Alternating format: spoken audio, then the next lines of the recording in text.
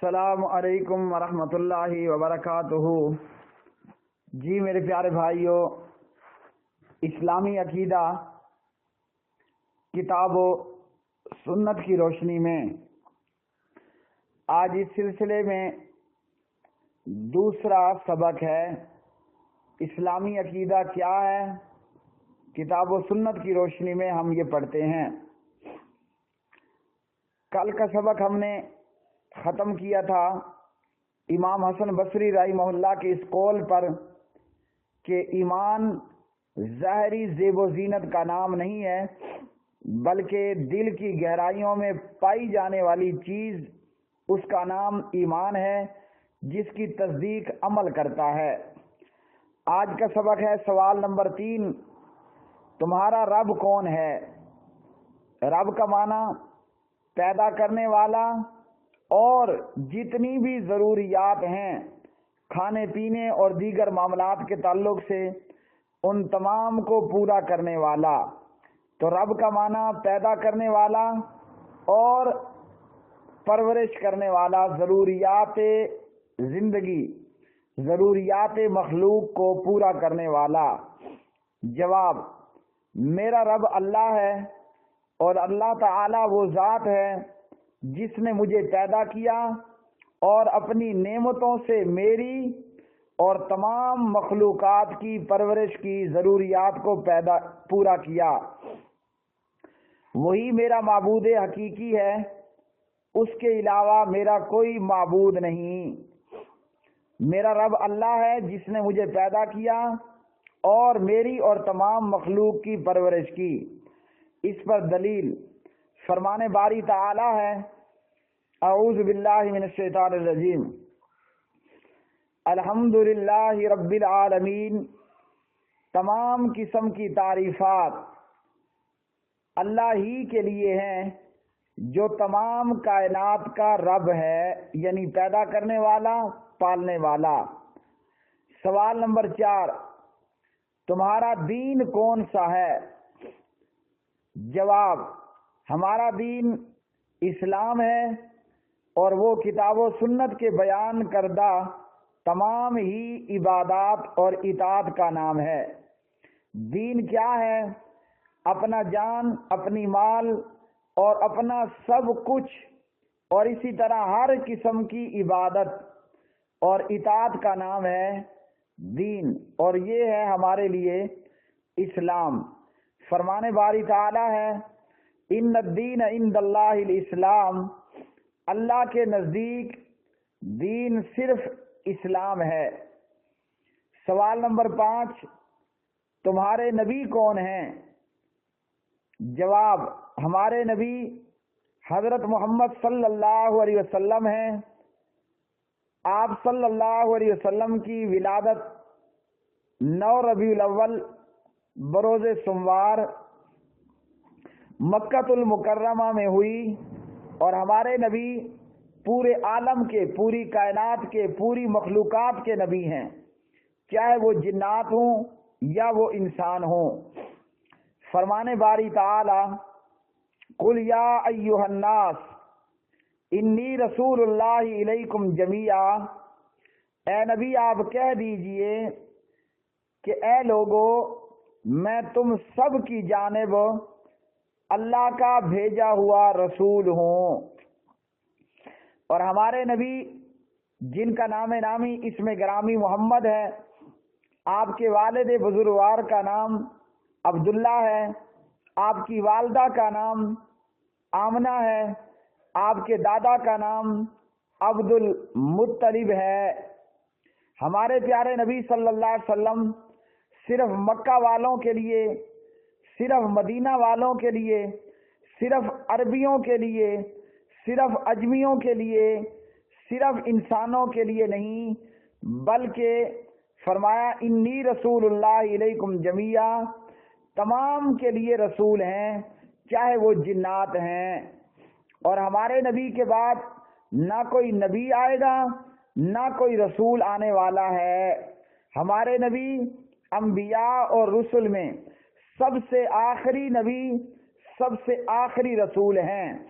فرمان باری تعالی، ما کان محمد ابا احد من رجالکم ولکن رسول اللہ وخاتم النبیین، محمد صلی اللہ علیہ وسلم تمہارے مردوں میں سے کسی کے باپ نہیں ہیں، محمد صلی اللہ علیہ وسلم صرف اللہ کے رسول ہیں اور خاتم النبیین ہیں۔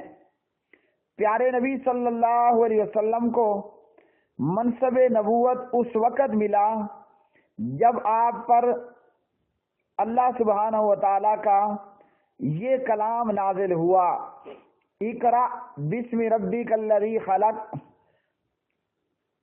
اقرأ بسم ربک الذی خلق، اے نبی آپ پڑھیے اپنے رب کے نام سے جس نے آپ کو پیدا کیا۔ اقرأ بسم ربک الذی خلق، پڑھیے اپنے رب کے نام سے جس نے پیدا کیا۔ کس کو پیدا کیا؟ پوری مخلوقات کو، انسانوں کو، جنات کو، آسمان کو، زمینوں کو، چرند پرند کو، دریاؤں اور پہاڑوں کو، سمندروں اور ہواؤں کو، ہر ایک کو پیدا کرنے والا ایک اللہ اکیلا ہے۔ تو اقرأ بسم ربک الذی خلق، اس سے پیارے نبی صلی اللہ علیہ وسلم کو نبوت عطا ہوئی۔ آپ صلی اللہ علیہ وسلم رسالت کے منصب پر اس وقت سرفراز ہوئے جب اللہ نے یہ ارشاد فرمایا، یا ایھا المدثر قم فانذر، اے اوڑھ لپٹ کر لیٹنے والے اٹھو اور ڈراؤ، یعنی اٹھو اور اللہ کا پیغام توحید کا اعلان لوگوں کو سناؤ۔ جب ہمارے پیارے نبی صلی اللہ علیہ وسلم 40 سال کے ہوئے تو آپ پر وحی نازل ہوئی، اقرأ بسم ربک الذی خلق۔ نبی صلی اللہ علیہ وسلم 13 سال مکۃ المکرمہ میں رہے۔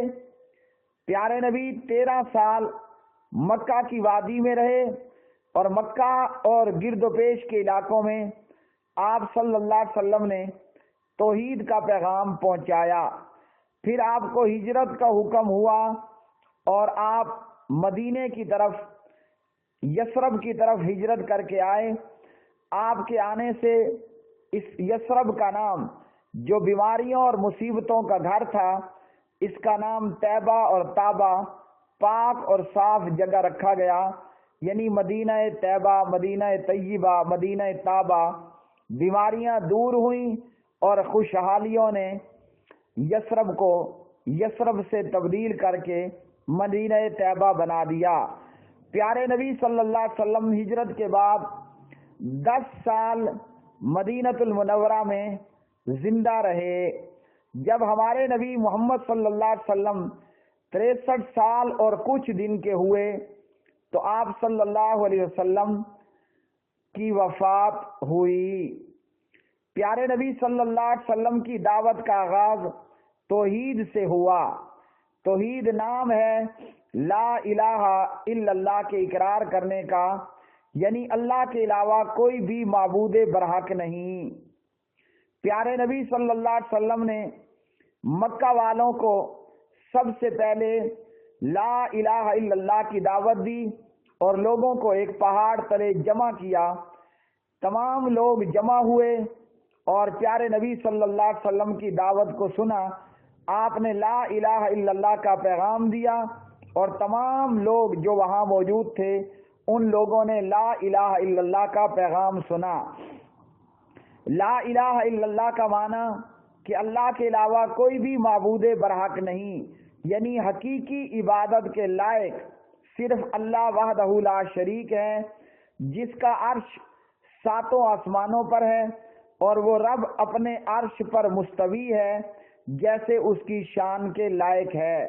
لا الہ الا اللہ کا معنی تھا بیت اللہ میں رکھے گئے یہ بے شمار بت اور اسی طرح ارد گرد موجود عرب کے اندر اور دیگر جگہوں پر یہ تمام بت جو پتھروں سے تراشے گئے، جو مٹی کو گوندھ کر بنائے گئے، ان تمام بتوں کی عبادت کی نفی کی گئی۔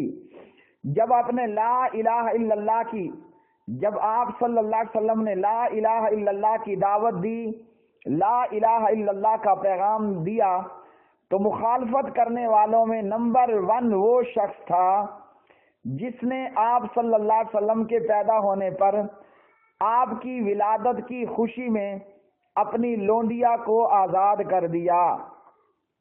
اور جب آپ نے لا الہ الا اللہ کی دعوت دی، یہی وہ شخص تھا جس نے سب سے پہلے پیارے نبی کی اس دعوت اور اس پرامن پیغام کا رد کیا، اور لا الہ الا اللہ کی دعوت دینے پر محمد صلی اللہ علیہ وسلم کو برا بھلا کہا اور بد دعائیں دی۔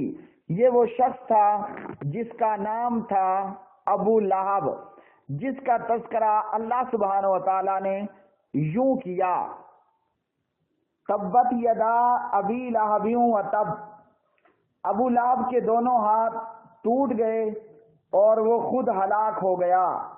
ما اغنا عنہ مالہ وما کسب، نہ تو ابو لہب کا مال اس کے کام آیا، نہ ابو لہب کی کمائی اس کے کام آئی۔ سیصلی نارا ذات لہب، وہ عنقریب بھڑکنے والی آگ میں جائے گا۔ وامرأتہ حمالۃ الحطب، اور ابو لہب کی بیوی بھی جہنم میں جائے گی جو لکڑیاں ڈھونڈنے والی ہے۔ ابو لہب جب پیارے نبی صلی اللہ علیہ وسلم صفا پہاڑی پہ کھڑے ہوئے اور آپ صلی اللہ علیہ وسلم نے لوگوں کو آواز لگا کر بلایا، یا صباحا، یہ آواز لگائی۔ اس آواز کو اس وقت لگایا جاتا تھا جب خطرہ ہوتا، لوگ اکٹھے ہوئے، آپ نے فرمایا اگر میں تمہیں اس بات کی خبر دوں کہ پہاڑ کی پشت پر ایک گھڑ سوار لشکر ہے جو تم پہ حملہ کرنا چاہتا ہے، میری تصدیق کرو گے؟ لوگوں نے کہا کہ کیوں نہیں، ہم نے آپ کو کبھی بھی جھوٹا نہیں پایا، جو آپ کہیں گے ہم مانیں گے۔ آپ نے فرمایا پھر میں تمہیں ایک بڑے عذاب سے ڈرانے آیا ہوں، یعنی لا الہ الا اللہ پڑھ لو، بتوں کی عبادت قیامت کے دن کا بڑے عذاب کا باعث ہے۔ اس دعوت کو سن کر ابو لہب نے کہا تباً لکا، نعوذ باللہ، اے محمد تیرے لیے ہلاکت ہو۔ اس کے جواب میں اللہ نے تبت یدا ابی لہب و تب نازل کی، صحیح بخاری تفسیر سورہ تبت۔ تو میرے پیارے بھائی، ہمارے پیارے نبی صلی اللہ علیہ وسلم نے لا الہ الا اللہ کی دعوت کا آغاز کیا، اور جس نے آپ کی پیدائش کی خوشی کی تھی، آپ کی دعوت کو ماننے سے انکار کر دیا۔ تو یہاں سے ہمیں سبق ملا، جو لوگ محبت رسول رکھتے ہیں مگر اطاعت رسول نہیں رکھتے، آپ کی اطاعت اور اتباع نہیں کرتے یا نہیں کرنا چاہتے، اللہ رحم فرمائے ان کا یہ حال ہوتا ہے۔ اللہ رب العالمین نے محمد صلی اللہ علیہ وسلم کو یہ حکم دیا کہ آپ صرف اللہ کو پکاریں اور اللہ کی پکار میں کسی کو بھی شریک نہ کریں۔ فرمانے باری تعالی قل انما ادعو ربی ولا اشرک بہ احدا، اے نبی کہو میں اپنے رب کو پکارتا ہوں اور اس کے ساتھ کسی کو بھی شریک نہیں کرتا۔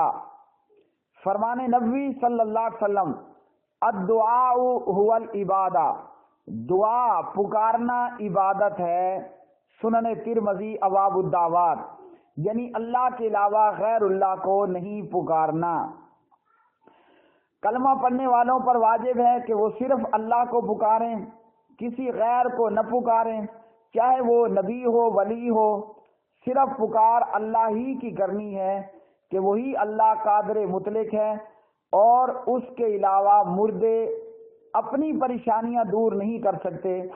پکارنے والوں کی جو پکارے ہیں یا ان کی مصیبتیں ہیں وہ کیسے دور کریں گے؟ فرمانے باری تعالی ہے والذین یدعون من دون اللہ لا یخلقون شیئا وهم یخلقون، اموات غیر احیاء وما یشعرون ایان یبعثون، اور وہ دیگر ہستیاں جنہیں تم اللہ کو چھوڑ کر پکارتے ہو وہ کسی بھی چیز کے خالق نہیں بلکہ خود مخلوق ہیں، مردہ ہیں نہ کہ زندہ ہیں، ان کو کچھ معلوم نہیں کہ انہیں دوبارہ کب اٹھایا جائے گا۔ اب اس آیت میں اللہ سبحانہ و تعالیٰ نے بہت سی باتیں کر دیں۔ پکارو صرف اللہ کو جو خالق ہے، تم پکار رہے ہو مخلوق کو، اور وہ بھی جو مردے ہیں۔ آج قبر پرست مشرک، چاہے وہ البریلویہ ہو یا اہل تشیع ہوں، وہ یہ کہتے ہیں کہ مکہ کے مشرک مورتیوں کو، پتھروں کے بتوں اور مورتیوں کو پوجتے، تو ان مورتیوں اور بتوں نے قیامت کے دن کھڑا نہیں ہونا۔ کھڑے کس نے ہونا ہے؟ جو پہلے زندہ تھے۔ فرمایا اموات، مردہ ہیں، غیر احیاء، زندہ نہیں ہیں، اور انہیں کوئی علم نہیں ہے کہ کب انہیں اٹھایا جائے گا۔ تو پتھروں کی مورتیوں کو کبھی دوبارہ نہیں اٹھایا جائے گا۔ تو معلوم ہوا کہ مکہ کے مشرک بھی قبروں میں پڑے اور قبروں میں دفن شدہ لوگوں کو پوجتے تھے، جیسے آج بریلویت اور اہل تشیع مردوں کو پوجتی ہے اور ان سے جا جا کے دعائیں مانگتی ہے، ان کی قبروں پہ سر جھکاتی ہے، سجدے کرتی ہے۔ تو یہی کام مکہ کا مشرک کیا کرتا تھا۔ سوال نمبر 6، دوبارہ اٹھائے جانے سے متعلق ہمارا کیا عقیدہ ہونا چاہیے، اور جو اس کا انکار کرے اس کا کیا حکم ہے؟ دوبارہ اٹھائے جانے کے سلسلے میں اسلام، دین اسلام نے ہمیں یہ عقیدہ دیا کہ دوبارہ اٹھائے جانے پر، یعنی قبروں سے مر کر دوبارہ زندہ ہونے پر ایمان رکھنا واجب ہے، اور یہ ایمان رکھنا بھی ایمان باللہ کا لازمی جز ہے کہ جو اللہ مخلوق کو عدم سے تخلیق کر سکتا ہے، وہ دوبارہ بھی اس مخلوق کا اعادہ کر سکتا ہے۔ جس اللہ نے پانی کے قطرے سے انسان بنا ڈالا، وہ اللہ اس انسان کو مٹی میں مل کر مٹی ہو جانے سے دوبارہ بنا سکتا ہے۔ جو مرنے کے بعد دوبارہ اٹھنے کا انکاری ہو وہ کافر اور منکر ہے اور ہمیشہ جہنم میں ٹھہرے گا۔ فرمان باری تعالیٰ ہے وَضَرَبَ لَنَا مَثَلًا وَنَسِيَ خَلْقَهُ قَالَ مَن يُحْيِي الْعِظَامَ وَهِيَ رَمِيمٌ قُلْ يُحْيِيهَا الَّذِي أَنشَأَهَا أَوَّلَ مَرَّةٍ وَهُوَ بِكُلِّ خَلْقٍ عَلِيمٌ۔ یہ قیامت کے منکر ہم پر مثالیں چسپاں کرتے ہیں اور اپنی پیدائش کو بھول جاتے ہیں۔ یہ قیامت کے منکر کہتے ہیں کہ کون ان ہڈیوں کو دوبارہ زندہ کرے گا جبکہ یہ بوسیدہ ہو چکی ہوں گی۔ ان سے کہو وہی زندہ کرے گا جس نے پہلی بار میں ان کو پیدا کیا۔ تو اللہ سبحانہ و تعالیٰ نے پہلی بار میں ہمیں کیسے پیدا کیا؟ اللہ وحدہ لا شریک نے اس بات کا بیان سورۃ الطارق کے اندر بڑی وضاحت کے ساتھ کر دیا کہ اللہ وحدہ لا شریک نے انسان کو پہلی بار میں کس طرح پیدا کیا۔ اللہ سبحانہ و تعالیٰ سورۃ الطارق کے اندر ارشاد فرماتے ہیں فَلْيَنْظُرِ الْإِنسَانُ مِمَّا خُلِقَ، انسان کو دیکھنا چاہیے کہ وہ کس چیز سے پیدا کیا گیا۔ خُلِقَ مِن مَّاءٍ دَافِقٍ، انسان ایک اچھلتے ہوئے پانی سے پیدا کیا گیا۔ وہ پانی کہاں سے آتا ہے؟ یخرج من بین الصلب والترائب، جو باپ کی پیٹھ اور ماں کے سینے کے بیچ میں سے نکلتا ہے۔ تو اللہ سبحانہ و تعالیٰ نے انسان کو اس پانی سے پیدا کیا۔ اگر وہ پانی کے قطرے سے 10 فٹ کا اور 40 اور 50 فٹ کا ایک انسان پیدا کر سکتا ہے تو بوسیدہ ہڈیوں سے دوبارہ پھر انسان کو پیدا کرنا یہ اللہ کے لیے کوئی مشکل نہیں ہے۔ سوال نمبر 7، میت کے حسن خاتمے کی کیا علامات ہیں؟ کہ کوئی مر گیا اور اس کا خاتمہ اچھا ہوا، اس کی کیا نشانیاں ہیں؟ اچھے خاتمے کی، حسن خاتمہ کی بہت سی علامتیں ہیں جو کسی بھی مسلمان میں مرتے وقت پائی جائیں تو اس کے لیے خوشخبری ہے۔ نمبر 1، مرتے وقت لا الہ الا اللہ محمد الرسول اللہ کا زبان سے ادا کرنا۔ نمبر 2، جمعے کے دن یا جمعے کی رات کو مرنا۔ نمبر 2، مرتے وقت پیشانی پسینے سے تر ہونا، میدان جہاد میں شہید ہونا یا فی سبیل اللہ لڑتے ہوئے مرنا۔ اسی طرح جو طاعون کی بیماری میں مر جائے، جو پیٹ کی بیماری میں مر جائے، جو جل کر یا ڈوب کر مر جائے، جو عورت حالت نفاس میں مر جائے، جو شخص نمونیا کی حالت میں مر جائے، جو تپ دیگ کے مرض میں مر جائے، جو اپنے جان و مال کی حفاظت میں مر جائے، جو جہاد کے راستے میں پہرا دیتے ہوئے مر جائے، یہ وہ نشانیاں ہیں کہ اس پہ ہم یہ امید رکھ سکتے ہیں کہ اس کا خاتمہ اچھا ہوا انشاءاللہ۔ اسلامی عقیدہ کتاب و سنت کی روشنی میں آج اس کا دوسرا سبق مکمل ہوا۔ جو سنا، جو پڑھا، اللہ عمل کی توفیق عطا فرمائے اور اللہ اس کو مکمل کرنے کی توفیق عطا فرمائے۔ اس کام کو اللہ سبحانہ و تعالی ہماری دنیا اور ہماری آخرت کے لیے بہتر بنائے اور دنیا کی ہر بھلائی عطا فرمائے اور دنیا اور آخرت کے ہر شر اور مصیبت سے ہماری حفاظت فرمائے۔ آپ کے سوالات اور قرآن و سنت کی روشنی میں ان کے جوابات واٹس ایپ پر ہم سے جڑنے کے لیے نمبر نوٹ کر لیجئے 00923127974052۔ واللہ اعلم بالصواب۔